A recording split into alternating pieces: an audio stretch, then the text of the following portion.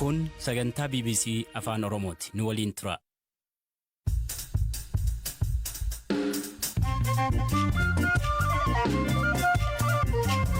Biyyoolii ammallee dhaggeeffattoota raadiyoo BBC Afaan Oromoo nu dhiyaadha. Bakka nu dhaggeeffachuu jirtan cufaatti sagantaan keenya am jalqaba. Garee finciltoota walitti dhufuun mootummaa Itoophiyaa fonqolchuu.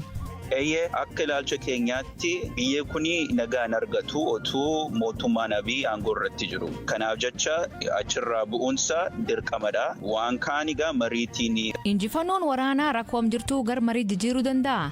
To threaten Addis would be a monumental effort. TPLF Finfinnee sodaachisuun carraaqqii guddaadha. Kun garuu Afgaanistaan miti. Kan Taalibaan dhukaasa tokko osoo hin dhukaasin magaala hunda to'ate.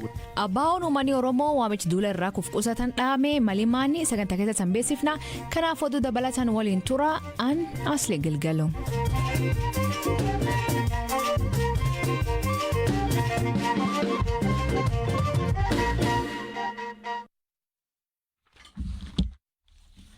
Dhaggeeffattoonni oduutiin jalqabaanii Abboot TPLF fi Fobooni dabalatee garee finciltoota 9 mootummaa Itoophiyaa kuffisuun mootummaa ce'umsaa ijaaruu fi qindoomina uumuu akka jiran beeksisan. Qindoomni humnoota siyaasaa kun adda tokkummaa humnoota federaalistii fi konfederaalistii Itoophiyaa kan jedhamu himan.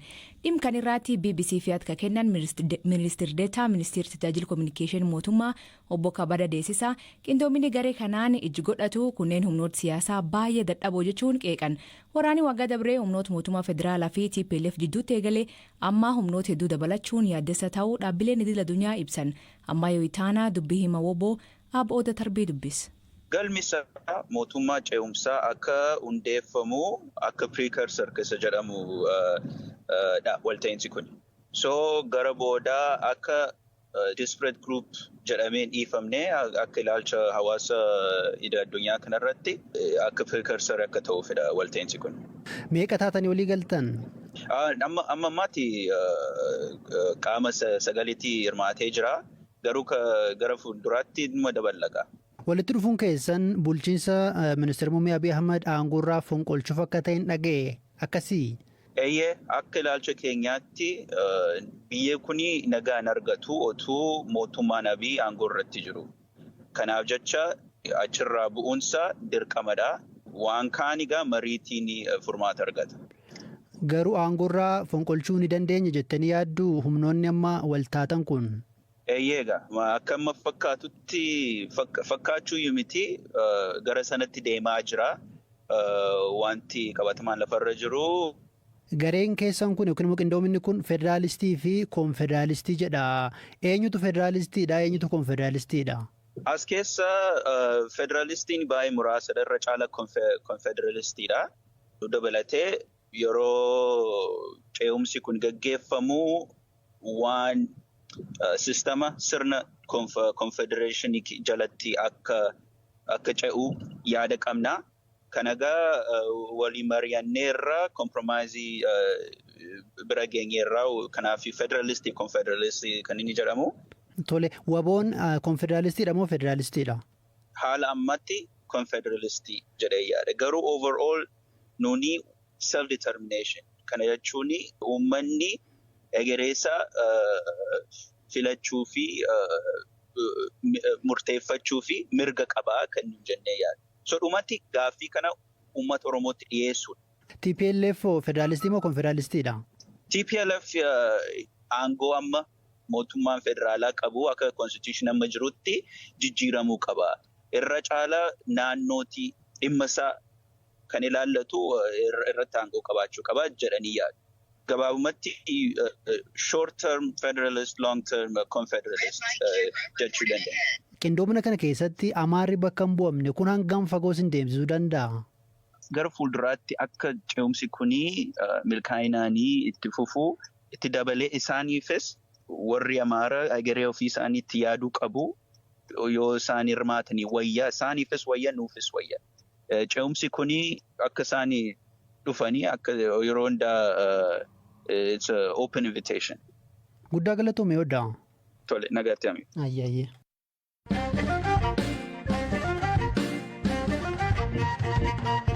Itoophiyaatti ambaasadaarii Ameerikaa duraanii Tiboor Naaji humnoonni idil addunyaa ga'ee daldalaa meeshaalee waraana qabaniin waraana Itoophiyaa keessa jiru dhaabsisuu danda'anii jedhe. Sagantaa BBC Newsday waliin gaafiif deebii kataasise biyyoonni dhiibbaa uuman kanneen akka Ameerikaa, EU, UK, Chaayinaa, Turkii fi biyyoonni galoo galaanaa dhimkan irratti ga'ee olaanaa ba'uu danda'a jedhe. Mootummaa fi TPLF walitti dhufanii mari'achuu danda'a gaafii jedhu akkanaan deebis. It is very, very difficult for the government, I believe. Mootummaatti TPLF waliin mari'achuun itti ulfaata jedheen amana. Gama kaaniin ammoo TPLF akka jecha Jeneraal Tsaadiqaan irraa dhageenyetti mootummaa waliin mari'achuun barbaadan. Keessattuu mootummaa amma aangorra jiru waliin. Kaayyoon isaanii Finfinnee irratti dhiibbaa cimaa uumuudhaan mootummaa kuffisanii mootummaa biraa kan isaaniif gara laaffeessa ta'e dhaabuu barbaadu jedheen amana. Maybe a lot more sympathetic to the Tigrayans. Yoo mootummaan Itoophiyaa fi TPLF dhimkan mariin furuu hin barbaanne ergamni addaa biyyattiitti ergamuun maaliif barbaachise? Unfortunately, I think Kan nama gaddisiisu garuu yeroo ammaa ergamtoonni Itoophiyaa seenaa jiran baay'ee waan ta'aniif namuu ariitiidhaan hojjechuu barbaada. Dhiibbaan cimaan biyyattiirra waan jiruuf hedduun isaaniis akka fakkeenyaatti ergaman. Akka US'tti dhiibbaan cimaan gara koongiresii garee lammiilee biyyattii fi gara diyaaspooraa Itoophiyaa kan ammatti qoqqoodamanii jirurraa dhufuun ergamaa erguun dirqisiisaa ta'e. so. It's always safe to send a special envoy.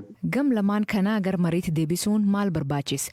Injifannoo waraanaa adeemsi rakkoo tanaa jijjiiruu danda'a? I don't think anybody knows because they're Kana namni beeku hin jiru. Sababni isaa gama mootummaa fi TPLF humni jijjiirama kakaasuu danda'u waan jiruuf waan hin amansiisne. Finfinneen akkuma Tigraay uummata miiliyoona 6 qabdi. Kanaafuu TPLF Finfinnee sodaachisuun carraaqqii guddaadha. Kun garuu Afgaanistaan miti. Kan Taalibaan dhukaasa tokko osoo hin dhukaasin magaala hunda to'ate. Jarri TPLF amma naannoowwan jibba isaanii qaban keessa socho'aa jiru. Finfinneetti akka diinaatti ilaalamu. Gargaarsa waraanni bilisummaa Oromoon isaaniif kennuu danda'u hin amansiisu.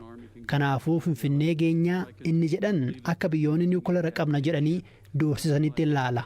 Garuu yeroo ta'e tokkotti gami lamaanuu furmaati akka argamu waraana dhaabanii jireenyi Tigraay fi Itoophiyaa gara fuulduraatti maal ta'uu qabu kan jedhu irratti mariin akka barbaachisu hubachuu qabu. Discussing the future of Tigray, the future of the Ethiopian state itself. Amanamummaan mootummaa Itoophiyaa balaa irbu'ee jira. I believe not because Lakki akkas jedhee hin amanu.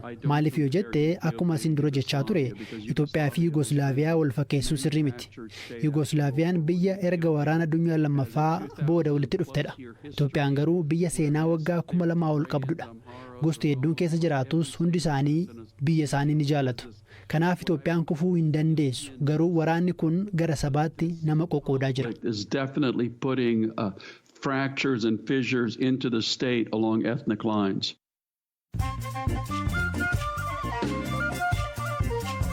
Dhaggeeffattoonni oduutiin gaggabaaboo jalqabaanii Itoophiyaan finciltoota kilolanii fi loltoota duraaniitti waamicha dhiyeessan. Gamkaaniin Ameerikaan lammiileen isii hundi Itoophiyaa dhiisanii akka bahan yaamicha dhiyeessite. Oduun kunin yeroo waraanii kibbaatti hammaatee fi gareen finciltoota qindoomina uumuun dhaga'ame. Hoogganaan humna waraanaa Suudaan Jeneraal Abdul Fattah al-Burhaan ergaa Ameerikaa fi UN waliin dubbataniin adeemsi gara mootummaa ce'umsaatti taasifamu akka ariifachiisan hima. Fonqolcha mootummaa ajida birgeeffamee iddootti deebisuu fi ministeerri muummee Abdalla Hamdok hojii isaatti deebisuuf walii galan. Abdalla Hamdok ammaayyuu manhidhaa keessa jira. Afrikaa kibbaatti maca'iinsa lafaatiif waggaatti namoonni 5,000 ol du'u Rooyitaasiin gabaase. Akka isaan jedhaniitti kun qorannoo mootummaa bara 2013 geggeesse garuu ergannoo isaa maxxansuu dide.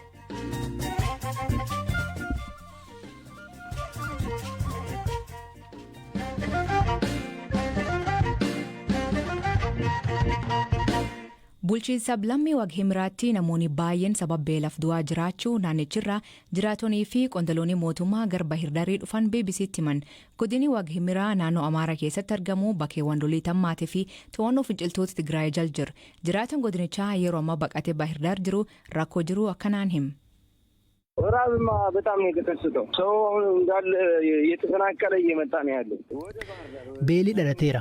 Namni buqqee gara baahirdaar dhufaa jira. Adoolessa bultii sagalee galee beelli mul'ataa ture. Hawaasni tokko tokkoof liqeessaa jiraataa ture. wanti addana deeggarsa arganna jedhanii dhufanii fi wanti asitti dhufanii argan gargari. Gargaarsi gahaas hin jiru. Erga dhufnee deeggarsa homaan arganne. የተወሰነ ስለነበረ ነው እንጂ ከመጣን ጀምሮ ምንም አይነት እርዳታ አላገኘንም። Bulchiisatti itti aanaa bulchaa akka taa'e obbo Tasfaayee Gabree jiraatonni naannichaa ji'oota 4 darbanii fi deeggarsa homaa kan argatin dubbata. Waggaa kana waraanni naannoo Tigraayitti jalqabee gar naannoo Amaaraa bulchiinsa wagga himiraatti bal'atee aanolee godinichaa hedduu deeggarsa namoomaa irra cufuu himan. አደጋው ተከስቷል። ማህበረሰቡ ችግር ላይ ነው ያለው። ምክንያቱም beelli dhalateera. Hawaasni rakkoo keessa jira. Sababni gama Laalibalaas ta'e gama Saqooxaa deeggarsi seenuu hin jirreef hawaasni beelaan du'aa jira. Gandoota 21tu jira. Gandoota kana naannofnee mirkaneessuu qabna namni meeqa akka du'e baruuf. Garuu sababa rakkoon nageenyaa jiruun kana gochuu hin danda'amu. Dhaabbileen fayyaas hin jiran. Osooma jiraatanii tajaajila akka kennan qorichi barbaachisa. Sababa kanaan lakkoofsi namoota du'anii ni dabala. Kuni kisaaraa guddaarra nu kaa'e. Dabalataan immoo ibsaa fi tajaajilli baankii hin jiru. Hojjetaan mootummaa humna qabu bakka biraa dhaqee qarshii baafata ta'a. Haa ta'u malee garri caalu bakka jiraatan irraa socho'aa hin jiran. Jiraattonni magaalaa immoo waanuma ittiin bitanii jiraatan hin qaban. Fakkeenyaaf ashaboon kiiloon tokko birrii 100dha. Namni gaafa rakkate bishaan danfisee dhugee lubbuu ofii turfachuu yaala ta'a. Garuu qonnaan bulaan qarshii manaan bitee jiraachuun ni rakkata.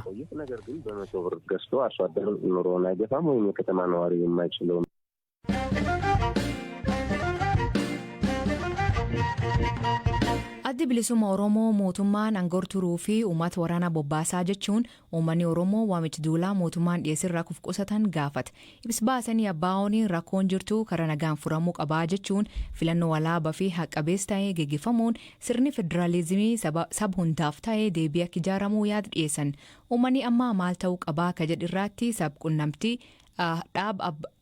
sabqunnamtii dhaaba baa'oo obbo Daawud Ibsaan hoogganamuu ka ta'e Lammii Gammachuu akkan jedhu. Uummanni kan ta'uu qabu qeesaa eeggachuu ammoo waraana teessuma barbaaduu kana gidduutti waraana ta'aa jiru kanaaf uummatii haala jiru kana hubatee of qusachuu akka qabuu fi of eeggachuu akka qabudha kan ibsuma sanarraatti bal'inaan Oromoon qabsoo abbaa biyyummaa isaa baroo waggoota hedduudhaaf godhaa ture qaba. Ammas ittuma jira. Kanaafuu impaayera ijaaruudhaaf yookaan jabeessuudhaaf wanti adeemamu kamuu irraa akka of qusachuu qabudha. Kan sana keessatti caqasni jechuufan. Ibsum kan keessatti wanti biraa kan isan ibsitanii humnoonni TPLF naannoo Oromiyaa keessaatti gaafatanii garuu akkuma beekamu woboon amma TPLF waliin ta'uun lolaa jiranii taaleen Finfinnee takka qajeelan ibsanii turanii isaan haseenan jechuu keessanii. Nuti waliigaltee isaanii hin morminellee waliigaltee isaan godhan kan nuti walta'iinsa isaanii irraa waan haasofnu hin qabnu. Garuu akka seera heera biyya kana keeyyataa 52tti naannoon mataa ishee dandeessee birmadummaa mataa ishee qabdi. Akkasumas akka seerota addunyaatti birmadummaa isaa ni qaba naannoon Oromiyaa. Kanaaf waraansaan hin galiinidha kan jedhu achi keessatti. Akkumaatuu beektu waggoota 27 darban kana seenaan uummata kanaa fi abuut suma beekamudha. Sanarraati uummanni ragaadha. Kanumaaf akkas jennee jechuudha. Garuu ibsa keessatti bakka hedduu woboo maqaa dhooftanii asiin dura mootummaan Abiy paatiin OLF gammaa woboo waliin jirtii jedhee isan himachaa ture. Kan hordofee durtaan dhaabbatichaa obbo Daawud Ibsaa manaatu guramee jira. Ibsi isan baastan kuniin himata mootummaa kan hin mirkaneessure. Nuti walitti dhufeenyi keenya erga akka dhaabaatti uummata kanaa fi abbootii gadaaf dabarsee hayyurreen dhaabaaf hoogganni dhaabaa kennee booda walitti dhufeenya takka akka hin qabne uummata Oromoo ragaadha sanaaf. Kanaaf kanarraa waan jennu guddoo hin qabnu jechuudha. Malee nuti waliin sana kana inni jedhamu inni ka mootummaan ittiin namoota himachuuf godhu kun waan fakkeessiidha jechuudha. Galatoom Lamii. Ulfaadhu atis.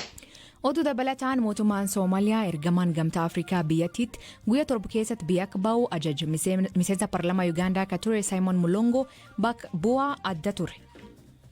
Dhaggeeffattootni sagantaan irraa aganumaa torbaan guutuu nu waliin turuu keessaniif ulfaadha isaniin jenna. Mammaansi galgal kanaa dubbiin sobaa dheeraa jedhan hiikan isa isan biraatti maanii koomentii keessan nu beeksisa. Sagantaa kan qopheesse Ammaayyoo Itaanaa gam teknikaatiin Oskar Bunga keessaniif dhiyeessan Asli Gilgalooti Agborisaatti aga torbaan dhufuu sa'aatii akkana nagaa waaqaa bulaa oraa bulaa deebanaa hangafamaan bulaa.